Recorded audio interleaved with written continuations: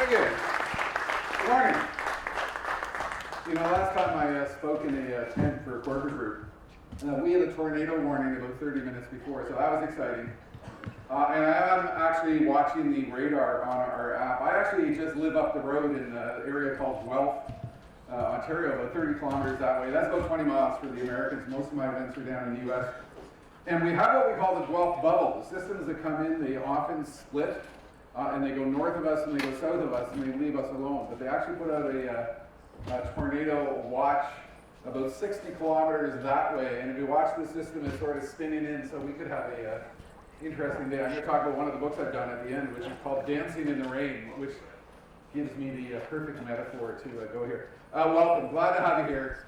I've been on stage for 33 years talking to groups all over the world about the future, about trends, innovation, and oftentimes when you're up here and you're looking at the audience, you're looking at the health of the people. And I realized about 15 years ago, what I really do is I go and I talk to large groups of hungover people.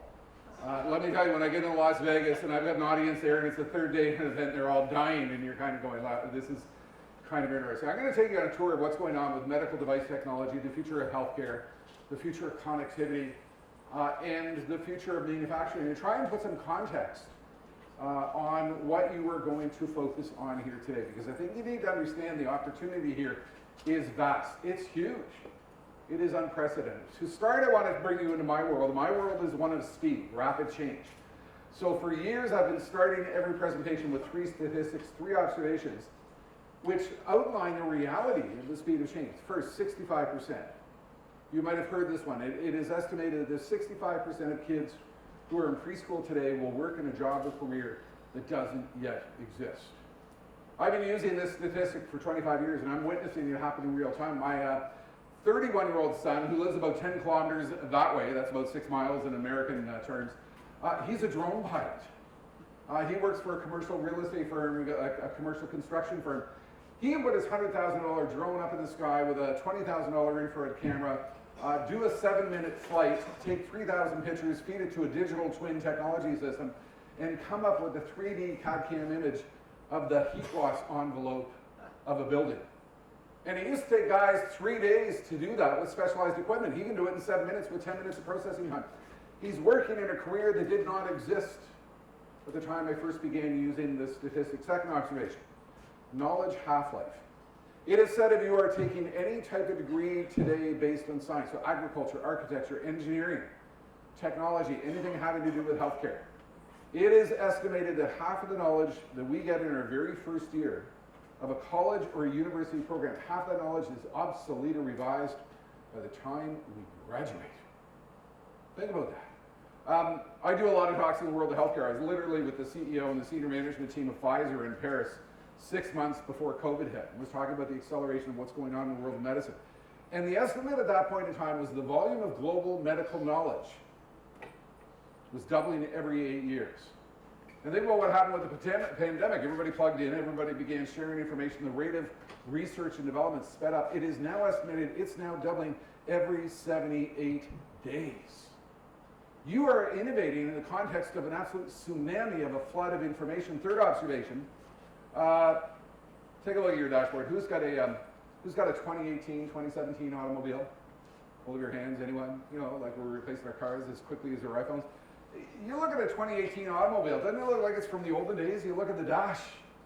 I mean, it literally looks like it's from the olden days. You're kind of embarrassed to drive around it. We replace our cell phones every 18 months. My Tesla Model 3 is parked right here. And you get in that, it's not a car. It's an iPad on wheels with a big battery. If you want, go and look at my bumper sticker in the back. It says, all I wanted was an electric car. I didn't sign up for the rest. Right? Because we kind of live in extraordinary, amazing times. And that's why my favorite phrase has long been, the future belongs to those who are fast. In the context of what you do, it is ingesting the opportunity with medical device connectivity. It is keeping up with the acceleration of healthcare. It is keeping up with the absolute whirlwind that is the context of how we manufacture today. It is keeping up with the fact that the world of medical devices is shifting from being a standalone device to becoming an AI hyperconnected thing that is unlike anything we've ever manufactured before. Speed is everything. And I think you need to understand the context in which you are doing this. We've got a massive healthcare crisis around the world.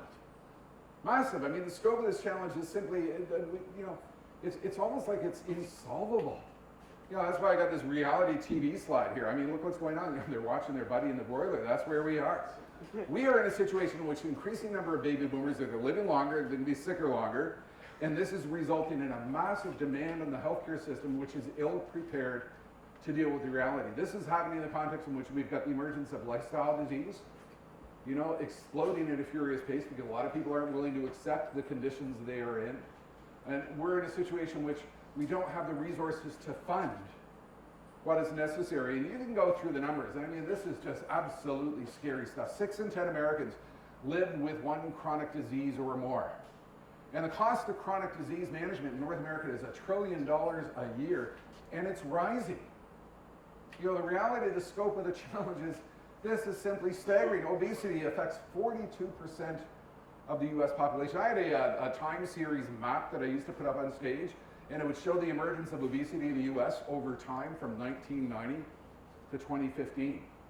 And when you watch that, you just kind of go, wow, like, this is a pretty big challenge. Diabetes is now 13% of North American population. And the estimated cost is expected to grow to $47 trillion worldwide.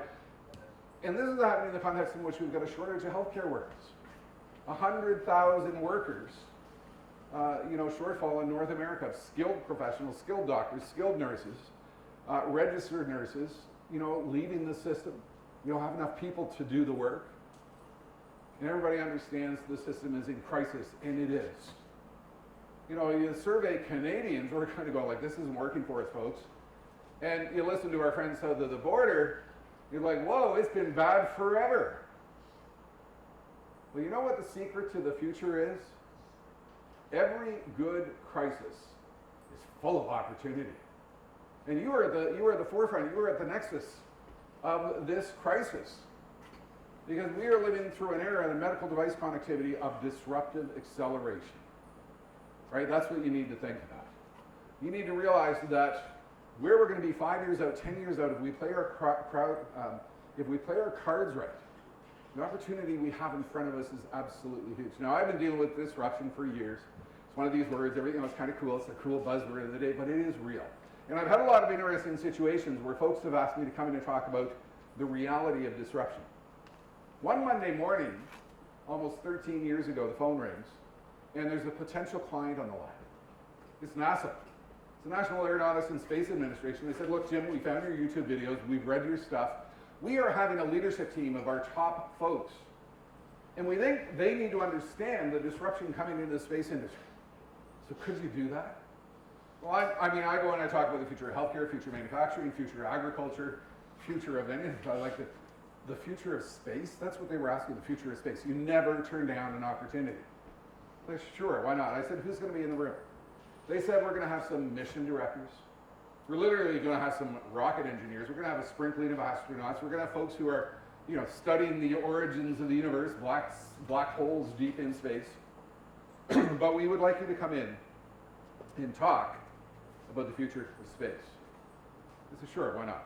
Well, look, about a week before, I'm putting together my PowerPoint presentation. And I'm starting to panic. I'm thinking, like, look, I got physicists studying black holes in deep space. I mean, what can I possibly talk to these folks about in terms of the future of space? And, I'm sitting there, I'm staring at a blank PowerPoint deck. Like, where do I start?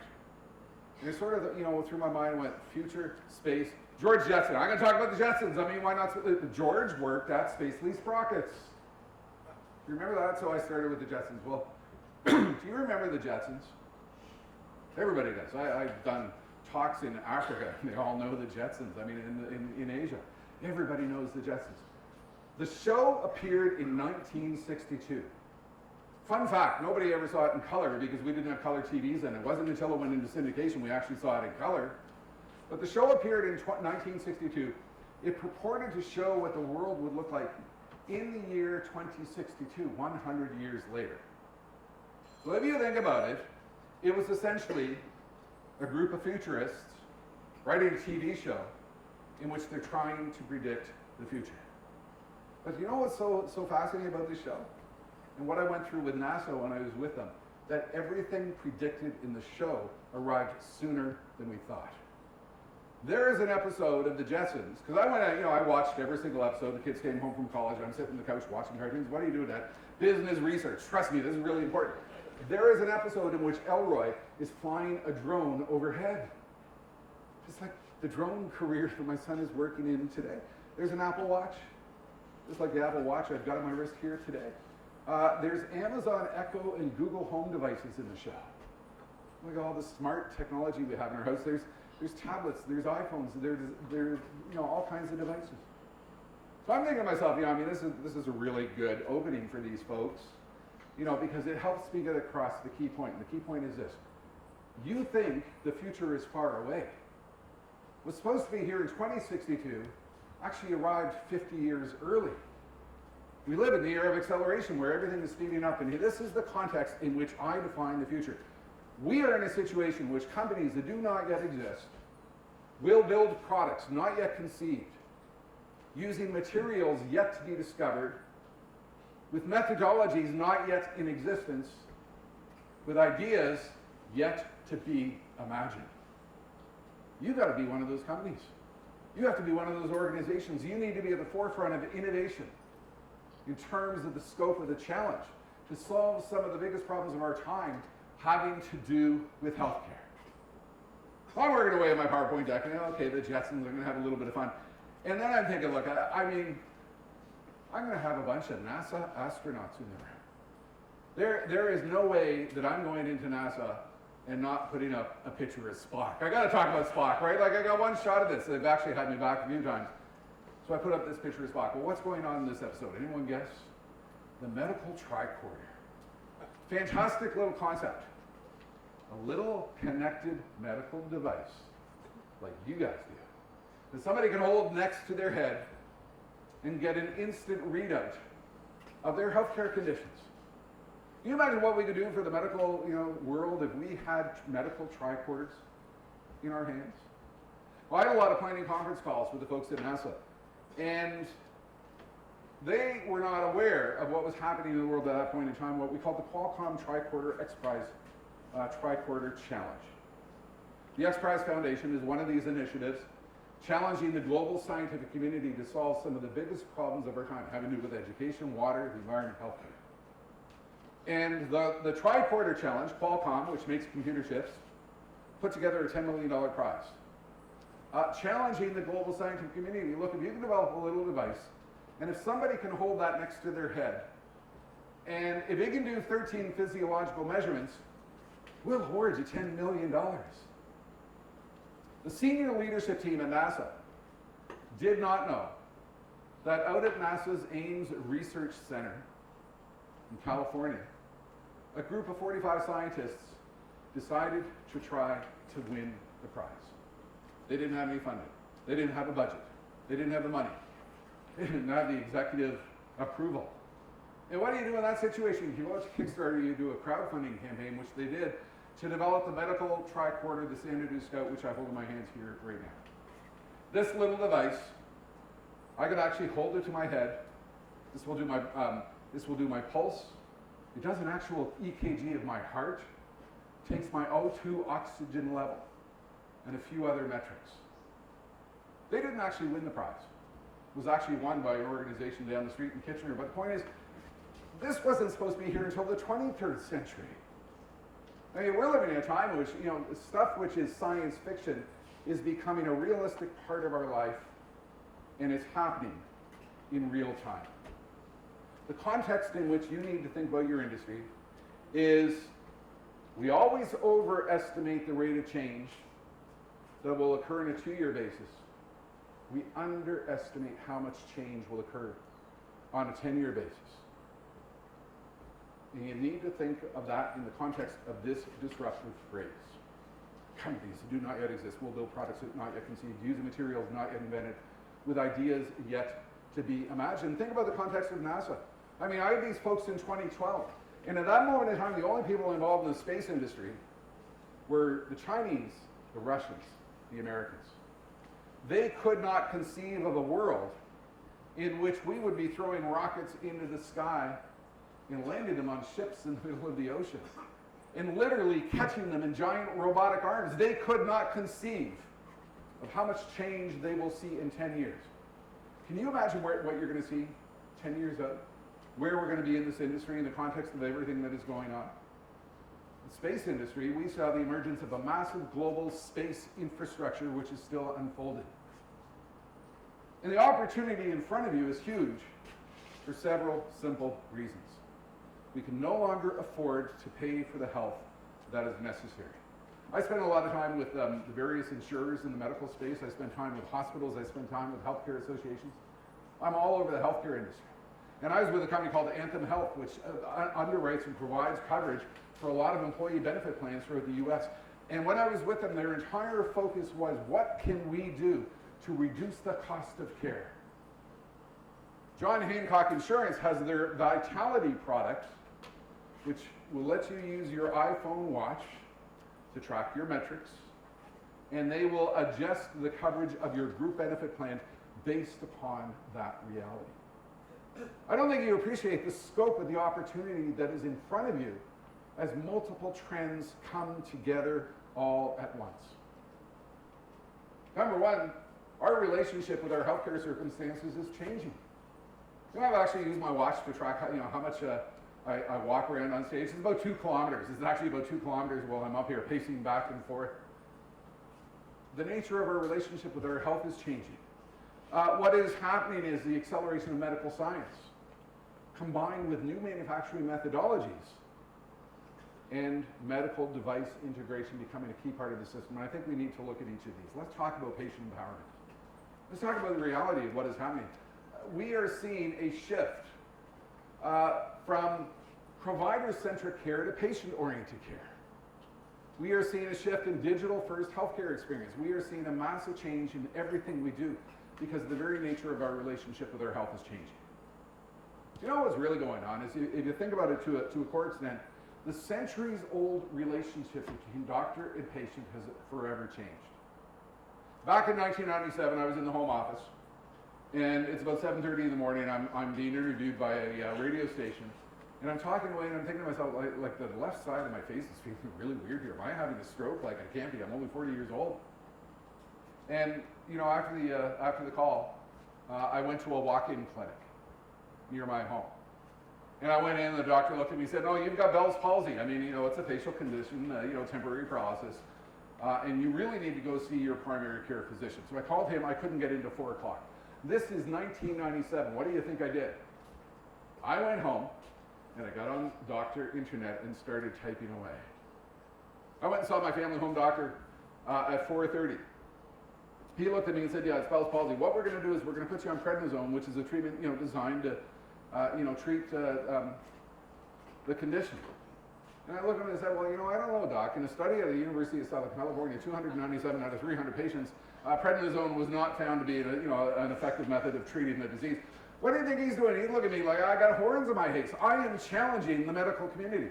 This is what is going on out there. Some of it's good, some of it's bad. There's what we call medical internet-based hypochondria. We go online, we're feeling a little pinch in our finger. Oh my God, I'm dying of cancer. Right?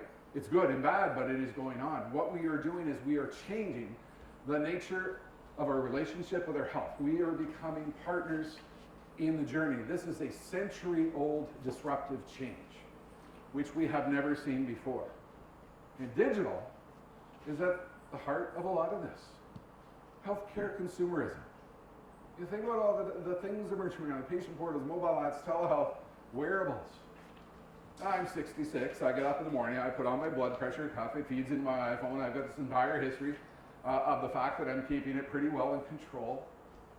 Right, you think about what is happening here. We are on a digital-first journey with our healthcare circumstances.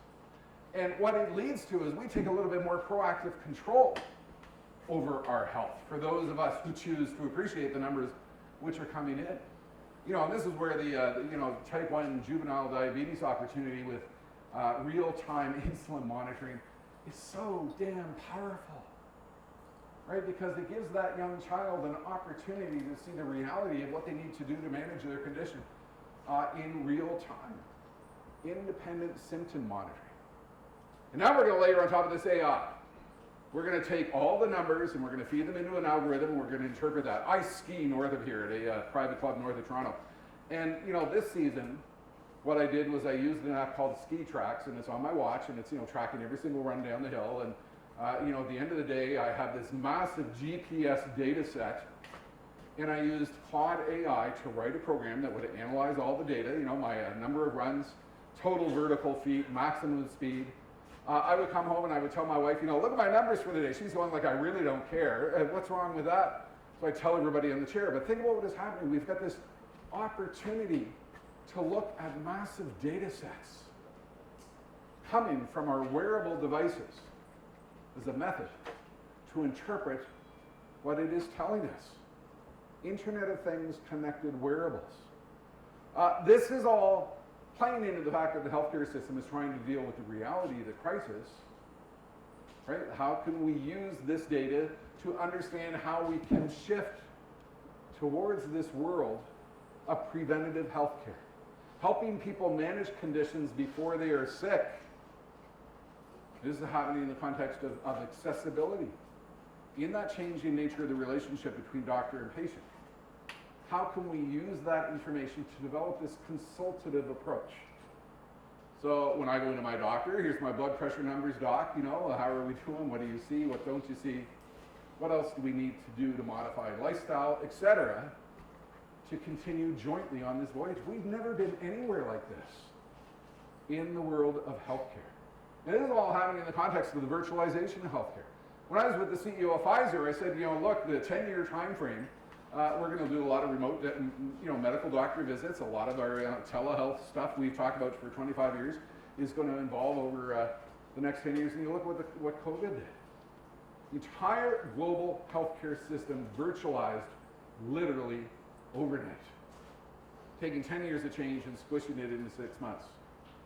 And this has a profound impact on what we are doing in drug design, drug discovery. I was with Icon PLC over in Dublin last year, and I'm going to talk about that in a little bit. They did the 64,000 patient trial of the Pfizer-BioNTech COVID vaccine. And we were talking about what do we do in a world in which we've got medical device connectivity and we can now bring in real-time data for a pharmaceutical trial. Completely shift what we do with drug discovery. You really think what is going on out here, the bottom line change occurring in the world of healthcare, is we are shifting from a system in which we fix you after you're sick to a system in which we know what you are sick with and we design and architect the reality of the delivery of healthcare based upon that knowledge. I haven't even touched on genomic medicine. I had my 23andMe done. And I know I'm not at risk for complex disease. I do know I carry the gene which is common to most high-speed sprinters and runners. And that's why when Usain Bolt is on TV when he races, I'm going, like, hi, cuz, it drives my kids nuts. You think about the reality of what is occurring as we drag pharmacogenetics into this, where we're not designing blockbuster drugs, but we are designing drugs which can fit a population set of 60,000 people who have a particular DNA marker. And that's why I think you need to think about the reality of the future of health is found on our wrists, around our hearts, and guiding every decision. Because these smart connected devices that you are putting in place are at the heart of this new world of medicine, where every form of medical treatment is non-stop and continuous. This is all happening in the context in which the pace of change in the world of healthcare has gone from fast to ridiculous. It's staggering to think about what is going on. I do a lot of talks around what I call the era of acceleration. I go into the world of energy, the world of manufacturing, everything, putting in perspective what's happening with exponential trends. And just to give you some context, here's some numbers. You might be familiar with them. When it comes to the number of robots used in Amazon facilities, they've gone from 1,000 factory and warehouse robots to 75,000 today. Just down the road in London, Ontario, is one of Amazon's largest warehouses, and almost entirely automated. I know the lady who runs the Amazon robot fleet. She has the largest fleet of warehouse and logistics robots in the world. Battery storage technology. My Tesla out here is a big battery on wheels, right? And the cost of batteries, has gone from $1,100 per kilowatt hour down to $100 in less than 10 years. And the future of just about everything is found in the future of batteries. Solar energy, $76 for a solar panel back in 1977 is about 20 cents today. You can go into any industry and you see these massive astronomical cost collapses or efficiency gains. 3D printing from $50 to 50 cents. My son Dan Kitchener, he's got a little side business doing 3D printing. He put out a Facebook ad marketplace and he's made $5,700 in the last 2 months doing customized 3D printing runs, including thousands of trophies for a National Squash Association. The cost of human genome sequencing, $100 million many years ago, down to about $200. Look at a couple of years. We're going to go into a dollar store or Dollar General in the US and we'll buy for a couple of bucks a little human genome sequencing machine. It's probably not a joke. What we are witnessing is amazing acceleration of science. And to give you one context, think about what's happening with chemical science. Think about what is happening with the very bare, basic minimum of chemistry. Right now, there are about 19 million known chemical substances. That was the number about 2015 when I first started using this stat. But the number is doubling every 13 years. That meant by right about now, we should be about 80 million substances. But the impact of exponential math means that by 2100, there's going to be 5 billion chemical substances. I don't know about you, when I see an aspect of science going from 19 million to 5 billion, I think something big is going on. But you want to know what's going on? It was the discovery of one single new chemical substance that permitted Apple to develop a miniaturized hard drive that went in the original Apple iPod. Think about that. The discovery of one single new chemical substance led to the emergence of a billion or trillion dollar industry. We're having 5 billion new chemical substances? Think about the exponentiation of knowledge. I've got a long post on my blog about what is happening. In 1900, human knowledge was doubling every 100 years. By the end of 1945, that was down to every 25 years. By 1982, every 13 months, and today, perhaps every 8 days. We simply can't keep up. I do a lot of talks in education and human resources, and I talk about what I call just-in-time knowledge, getting the right knowledge at the right time for the right purpose. And that's the context in which you are developing these devices. You are dealing with a moving target in the world of healthcare. How fast is the target moving? Think about what's going on with coronary heart disease. An old statistic. If you were trying to keep up with scientific advances in coronary heart disease, in 2004, you would have had to read 3,672 medical journals. If you spent 15 minutes on each one, it would take you 115 days to read all of them. Think about that. And that's about 1 in 12,000 known diseases. You are innovating in the context of exponentiation rates of change. We're seeing acceleration of new pharmaceuticals, medical treatments, new forms of diagnosis, new drugs, new connectivity opportunities, new forms of diagnosis. We've never seen anything like this in the entirety of human history.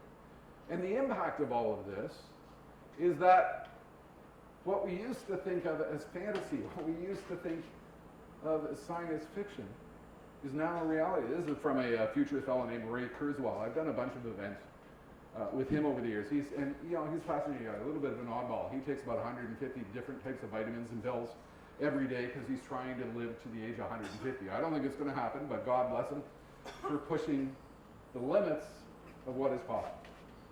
And when you get into the reality of what is occurring with exponentiation of science in healthcare, you get into the fact that we are in the era of a golden age with medicine.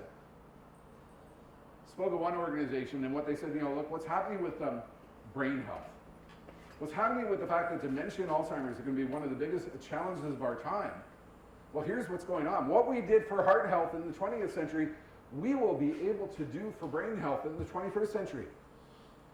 Replacement organs. Wake Forest University in Salem, North Carolina. They predict that we are seeing a shift in the engineering of replacement organs, shifting from arrival in decades to arriving within years. We're in a situation in which doctors are actually talking about prescribing video games for Alzheimer's, dementia, other patients with cognitive disorders as a means of managing those challenges. I predict in the next 10 years we're going to be able to engineer immunity to most infectious diseases because of CRISPR editing and other opportunities emerging within science. What CRISPR genome editing is leading to is actually cure certain genetic diseases before they unfold. By 2030s, we're going to plug our brain into the cloud. I don't know about you, but I'm not really going to trust Elon Musk with that because I'm a little bit concerned about where his head is at with all this stuff. But there is no doubt that we are engineering unique brain health connectivity devices. We will transition from reactive medicine to proactive medicine, knowing what you are going to become sick with and architecting the delivery of healthcare resources based upon that knowledge. I believe in the next 10 years, we will see the emergence of drug delivery systems that can precisely target disease cells, dramatically reducing disease. Isn't that at the heart of what some of you are doing with insulin pumps and other connectivity devices? This is not just about engineering some cool medical connected device.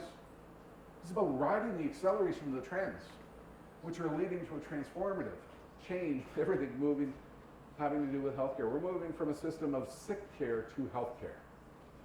Look at this line, largely driven by ubiquitous sensors that empower individuals to manage their wellness proactively with continuous real-time physiological monitoring. You put your mind out 10 years and we are in a world of massively hyper-connected medicine in which your devices are going to be at the heart of this. You know, we're all running around, we're going to have a recession, the global economy's gone mad and all these crazy things are going on. We tend to overestimate the rate of change in 2 years. We underestimate how much change is going to occur on a 10-year basis. The emergence of miniaturized sensors, advanced analytics, and remote connectivity will forever change what we can do. We will engineer devices that do not yet exist based on products not yet conceived using materials. Right? That's what's happening here. And all this is happening in the context of everything going on in the world of medicine. I mean, I'm out there talking about things like accelerated medical image analysis, personalized medicine, medical device connectivity, medical device monitoring, disease diagnosis, advanced patient monitoring. I mean, the list of opportunities is endless. Now, I haven't even touched upon artificial intelligence. You know that spending on AI in healthcare is expected to explode from $10 billion in the next 5 years to $177.4 billion. Because of the fact that we can massively analyze massive data sets. Now, when I was with the folks over at Icon PLC in Dublin, who do massive drug discovery pharmaceutical trials, the entire focus was what can we do with AI and connected medical devices in re-engineering the discovery of new pharmaceuticals. Think about what this does for us. If I'm designing a new drug, I've got to test it, I've got to trial it, I've got to put it out there in the field and analyze the data set. And all of a sudden I can collect that data set live in real time. I don't have to go through the challenges we have with drug discovery. And I can now re-engineer the clinical trial in a different way because I have the connectivity. I can do unique things in biomarker discovery, because I've got genomic medicine, which allows me to parse the population that I'm dealing with. I can go back and look at past data sets that I previously could not explore in depth from 1999, 2004, whatever, and interpret new opportunities from it. Here's the reality about drug discovery. 80% of clinical trials fail. They're terminated because of the failure to get a number of patients. We have a failure rate of 48%. What we have with drug discovery is not working. And folks like Icon PSC have discovered this lets us change everything. The early data is more than promising. 20% reduction in the cost of 20 drug development programs at Johnson & Johnson, who I think are on the list here. 80% accuracy in predicting trial outcomes. In analyzing 1,500 clinical trials, 80% accuracy in predicting. 10% improvement in clinical trial success rates. Might not seem like a big number, but that's a substantive number. And 70 to 80% improvement in accuracy in looking at various immunization protocols with new drugs. And guess what? You can be at the heart of all this. And all these companies who are spending millions and billions and hundreds of billions of dollars in new drug discovery know that you can be at the heart of this. Because what it lets us do is, a faster discovery of particular pharmaceutical molecules with earlier disease diagnosis.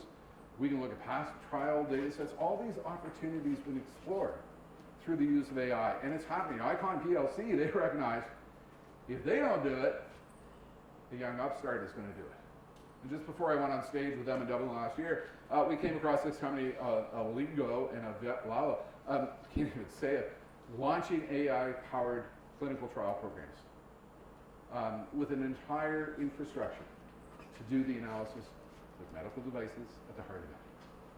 And they're already pursuing disruptive ideas by combining that real-world collection of data. All this is happening in the fact that we've got the opportunity to think big and bold. My challenge to folks is often this: are you thinking too small? Are you thinking too small right now in terms of what you can do with the devices you are exploring and bringing to market? We need to think bigger in terms of what we can accomplish. And I've lived through this. Back in 2010, this is my father-in-law, my wife's dad. We had lost his wife the year before, Oma, original German immigrants to Canada, Opa. And we soon found ourselves in the midst of a very complex voyage that is Alzheimer's and dementia management. And if any of you are going through this, my heart goes out to you, because it is one of the most tragic conditions of our time. The fact of medical science is we are living longer. That means we are going to be dealing with Alzheimer's patients longer. So we're dealing with this very complex medical circumstance in our home. We actually brought Opa into our home for a while before we placed them into a facility. Around that time, I had been booked to speak at one of the largest seniors care conferences in the US. And upstairs, we're dealing with a complex situation with Opa. Downstairs, I'm doing my research. And I come across the Therapeutic robot. It's a medical device. It's a little robotic device. It's a medical device just like you bring medical devices to market. It is a medical device. And it is designed to provide comfort and care to the Alzheimer's patient. This is 2010. I'm an innovation guy. I go and do a tremendous number of talks about innovation in the future. And I'm looking at this, and what do you think is going through my mind? The exact thing I tell all my clients to do. I am saying in my mind, that's the dumbest thing I ever heard. I go on stage and say to folks, you should never say that's the dumbest thing I ever heard. And I found myself saying this and checking myself, because I had to dig beneath the scenes to discover what is going on. What is going on? Alzheimer's patients are living longer. We need big, bold ideas to deal with the scope of the challenge ahead of us. And so in the dementia and Alzheimer's industry, in the brain health industry, there's all this exploration of RFID ideas, programmable coffee mugs that monitor your behavior, in-home sensors, monitoring the patient to see if behavior is going out of range, little GPS devices to see if they've wandered. There's a flood of medical devices coming into the industry. And you look at the Therapeutic robot, what powers it? This is back in 2010, 32-bit processors, 3 microphones, 12 tactile sensors. It's a medical device. And you know what the early numbers have shown? They did a massive study in New Zealand to actually deploying the device. Loneliness scores decreased among those patients who had this medical device. Residents with Pero had improved communication with their loved ones. There was initial skepticism within the high-tech industry when everybody started to think, whoa, there's something here. You know what was going on at Consumer Electronics Show last year in Las Vegas? There's a whole bunch of friendly robotic devices designed for patients with Alzheimer's and dementia, because it's being proven to be a viable medical pathway. Think about the pathway that we can pursue with what we are putting in place from a technology perspective. Wearable health devices, my blood pressure cuff, the glucose monitor, whatever it is we have. It is estimated that the growth of the market is going to go from 13.8 billion to 37.4 billion in just a couple of years.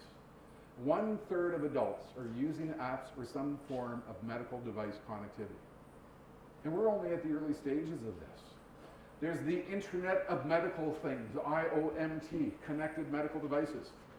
expected to go from 76.8 to 392 billion.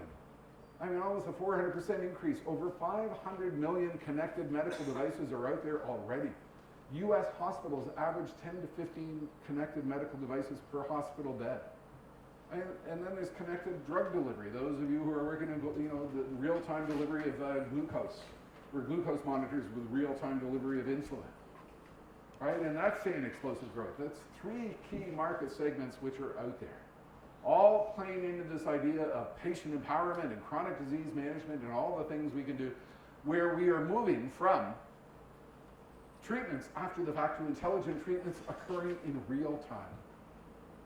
That's what you are at the heart of. I was with Philips Medical Devices down in Nashville about 2019, and we were talking about this trend, and it was their sales group. And what we were trying to emphasize to the sales team is, look, you're not selling a widget anymore. You are selling some sort of new, weird, hyper-connected, AI-driven medical device which fits into a massive data set in the back end which forever transforms healthcare. It's an entirely new sales proposition. How are you going to deal with that? All this is happening in the context of the new manufacturing. The new manufacturing, we are moving from a world in which we design a product once and we put it out there into a world of rapid concept generation, rapid prototyping, rapid time to market, constant evolution of the product in real time. Think about what is underway. We are going from linear product development, in which we design the product once, to iterative development. We design it, we examine its use in the real world, we change it, we examine its use, we change it. We are constantly iterating the product into something new as we get real-time data on what it is and what it does. And this has a big impact on the entire cost of how we prototype. We're changing the entire foundation of the prototyping mindset to go into this world of iterative design and on-demand, cost-effective design based upon real-time data. And what 3D printing and what digital twin technology and all these new concepts for virtualization of the manufacturing process are allowing us to do is they are giving us unlimited design flexibility. We can conceive of things we couldn't conceive of before. We've got this entire virtualized world of manufacturing sitting in our forefront. And not only that, it allows us to do product development and collaboration. Well, I'm using digital twin technology for design of a product. I'm not restricted to showing a physical device.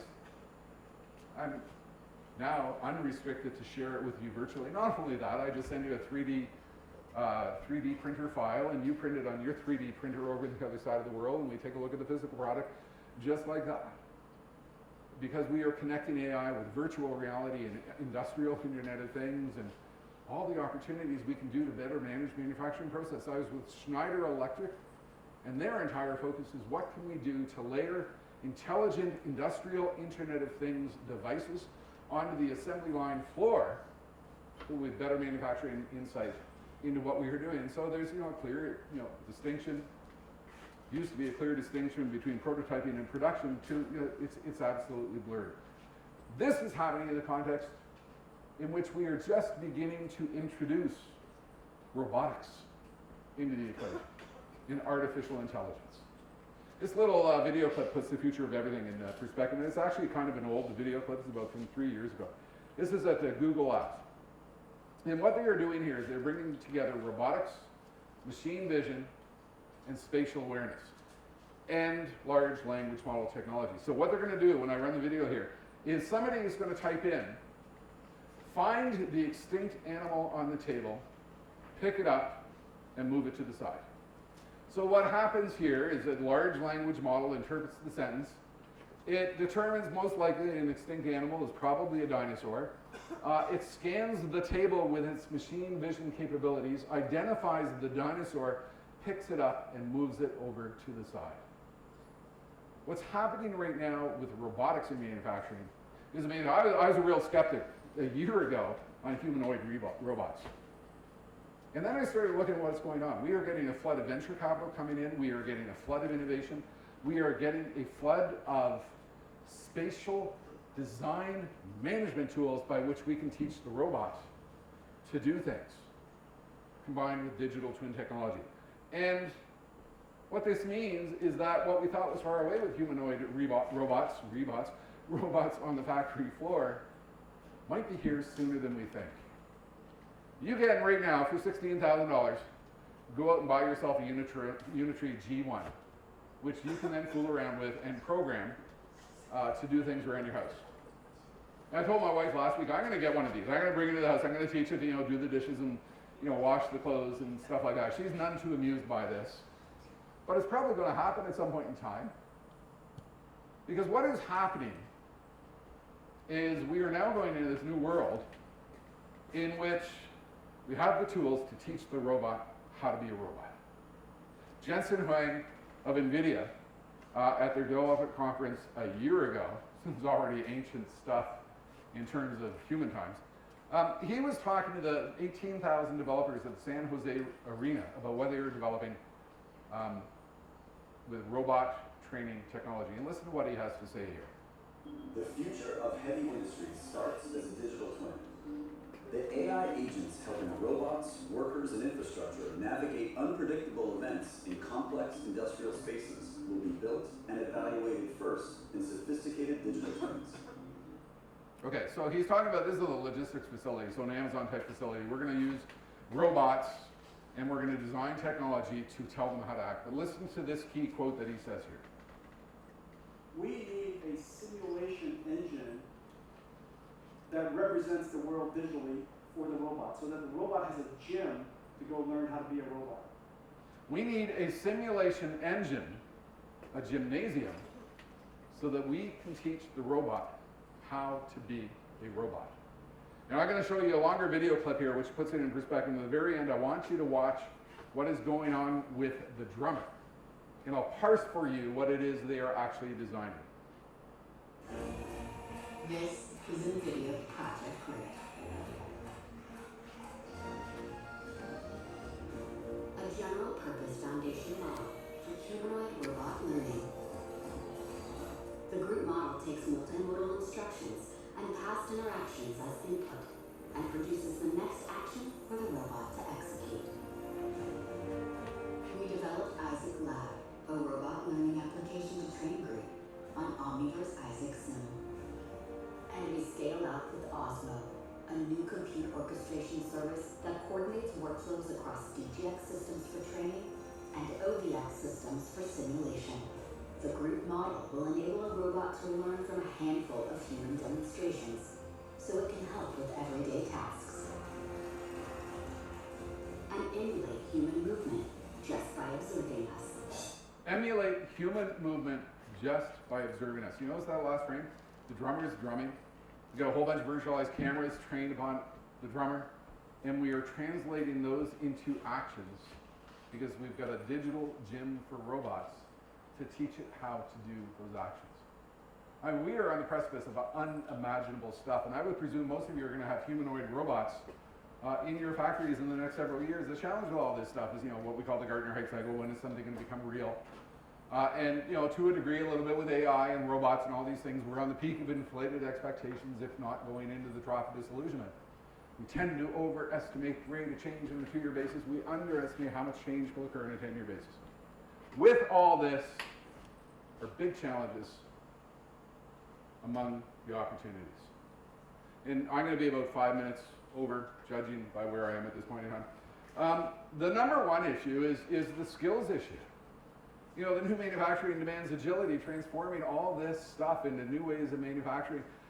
This is going to take a significant capital investment. You have a massive skills gap. Who are you going to hire to do that digital gym training of a robot? Who are you going to hire with the skills to do advanced AI analysis of the data sets coming in? What are you going to do from an organizational perspective to change your organization from being a slow organization to a fast organization to deal with these new manufacturing methodologies? I was with Genesis Systems down in Davenport, Iowa a number of years ago, and we were talking about robots in the factory. And one fellow said, look, we're now in a situation, it's almost as if the typical machinist has to be able to do trigonometry in their heads because the machines they are operating are so darn complex. Think about the careers you're going to have in the not too distant future. You're going to have additive manufacturing engineers who specialize in 3D printing. You're going to have rapid prototyping specialists. You're going to have folks who are designing new medical devices in a connected world. You're going to have advanced prototyping leads, designing the prototyping methodologies. You'll have digital manufacturing engineers who are skilled at digital twin technology. You can take this slide, and we're going to make the slides available to you afterwards, and look at all the stuff you need to bring in terms of new skills. What are you starting to do right now to ensure that you've got skills for the future? And then there's regulatory challenges, right? The FDA, Health Canada, how will we bring them along in the voyage? The fascinating thing about the Xanadu Scout, you know what they did? They invited the FDA in to be a part of the trial process. We know they're a barrier. Let's not make them a barrier by making them a partner in the process. And then there's what we call, if you pardon my language, the Internet of Shit, which comes about with IoT technology. And I thought this slide was, this is Google Gemini's AI meeting summary that came to one person with their list of action items. And look, no, no, no, no, no. Or Graham and Angela will rename some of this stuff. I mean, we're implementing these AI tools and they're proving to be as bad as the Internet of Shit. You know, there's actually a Twitter account with that name that you can follow online, and all it does is it identifies the horrific architectural design mistakes we've made in bringing these products to market. Somebody discovered these, you know, internet-connected cat feeders. You could hack them and you could overfeed the cat and kill them.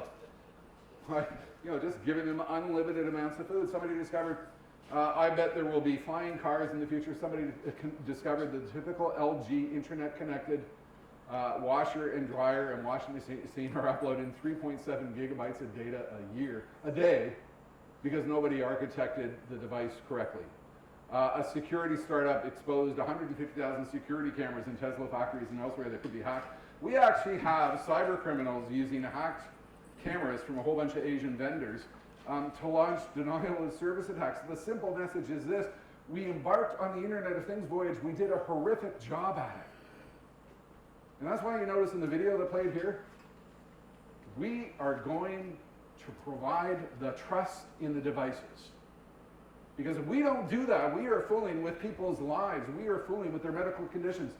We need to provide the trust in those devices. My favorite one is this. South Park actually had an episode where they had one of the characters, Kenny, and what he was doing was he was giving shout-outs to Amazon Echo and Google Home devices to order Pampers diapers and put them in somebody's Amazon cart and then checking out. And people were getting diaper deliveries to their home because somebody figured out if we had a character in South Park give a shout out to Amazon Echo and Google Home devices, we could actually do that. I mean, the reality of what we did with the Internet of Things is so bad we can barely even talk about it. You know, I mean, is there a smart bulb in your home which is so bad that some cyber attacker is going to use it to launch the missiles to Iran? You know, you ever seen the movie War Games? So, I wrote this article, The 11 Rules of IoT Architecture. And despite the ongoing insanity of the founder, they've done a remarkable job in the architecture of what they put in place. Because you think about it, it's an upgradable, rolling, hyper-connected thing on wheels. Every Tesla is upgradable. It has feature edition capable. It's prognostic. It's self-repairing. It's programmable. It's swarm data generating. Has all these capabilities built in. I would encourage you, before you embark on this voyage, to read these 11 rules of IoT architecture. So what do you do? 5 minutes to close. Well, this is an innovation voyage, right? This is an innovation voyage. It's about designing new products that do not yet exist, using materials, yada, yada, yada. But it's also challenging your operations in terms of speed, in terms of agility, in terms of flexibility, dealing with your sales staff that this is not a widget anymore. I went on the CNBC show, The Business of Innovation, with Maria Bartiromo, and she was talking, innovation, tell me about all the cool stuff that people are developing. I said, no, it's not that. It's asking ourselves, what can we do to run this business better? What can we do to grow the business? And how can we kill the innovation killers? Go to innovationkillers.jimcarroll.com, and there's a cool little list of all the excuses we make. You can't do that because we've always done it this way. It won't work. It's too risky. We don't have the budget for it. The boss won't go for it. You have to kill the innovation killers. You have to innovate in uncertainty. We have an uncertain, wild economy right now. We all know that. You got to keep moving forward. You have to invest in what I call experiential capital, right? And that's taking on projects not to have some home run innovation success, but simply to learn about that stuff. You need to get a humanoid robot. Go right now to the G1 site and buy for $16,000 that robot and bring it back into your office and start fooling around with it. You need to have an Xbox room.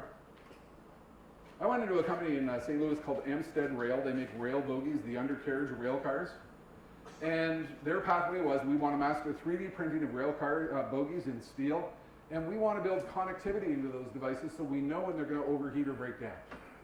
And we're a 120-year-old foundry operation. I mean, we pour molten metal from our 120-year-old foundry. Well, they took me on a tour of the facility. It was really cool, molten metal, coming out of big buckets. And then they took me into this room.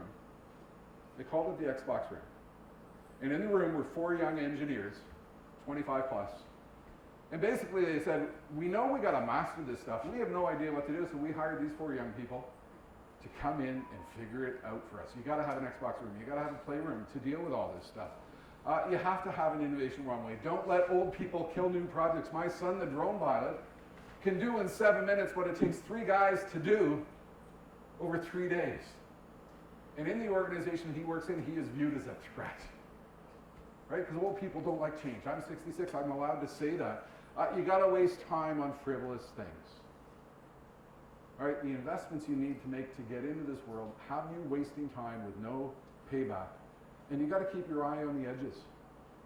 You got to keep what's going on out there in the open source community. A lot of what's going on with AI development is occurring over at Hugging Face. A lot of the stuff occurring with humanoid robot. I keep saying that. I'm going to invent that word. Humanoid robots is occurring in the open source community. You have to be a part of it. Most important of all, you have to innovate in this era of the uncertainty that is unfolding in front of us right now. Back on April 17th, I have a daily blog post that goes out to 250,000 people. And back on April 17th, I decided to start a series about what we need to do to innovate in a volatile economy. I got up that morning and started blogging. And I wrote another post the next morning. And I wrote another post the next morning. And halfway into this series, I realized what I was really writing was a book. Next week sometime, this book called Dancing in the Rain, How Bold Leaders Grow Stronger in Stormy Times will come out.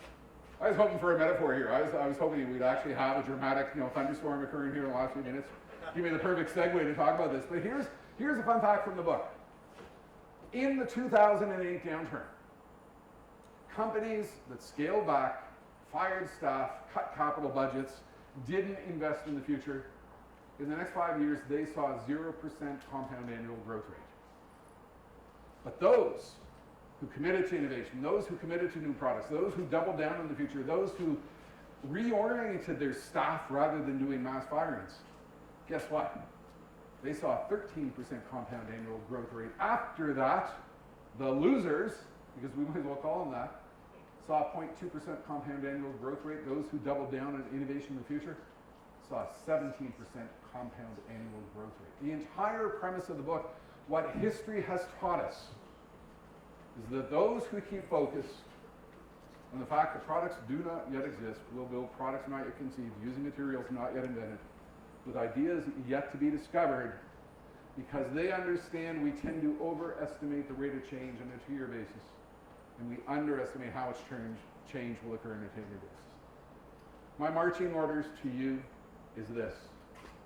What you need to do is you need to think big, you need to start small, you need to scale fast. You need to think really big about the scope of the opportunity here for intelligent, hyper-connected medical device technology. You need to start small. Get that G1 robot, build an Xbox room, invest in experiential capital, start a whole bunch of small-scale projects to do what you need to do, and you learn to scale fast. 8 minutes over. Natalie's been very patient, freaking out over there. Thank you very much for having me, and have a wonderful conference.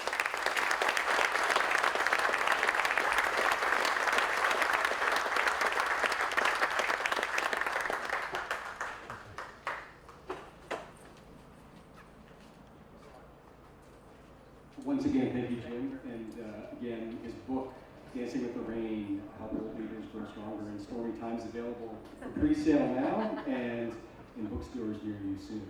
So that's another plug for you. I'm also thinking that as someone involved in strategy, that I just need to go home and rewatch a bunch of the Jetsons episodes, apparently. I'm still waiting for the jetpack, though, to come out. That was one that, the one that you put over your shoulder, parachutes you up. I am going to try to keep the flow going here. That's my job, and we are going to be moving now to breakout presentations.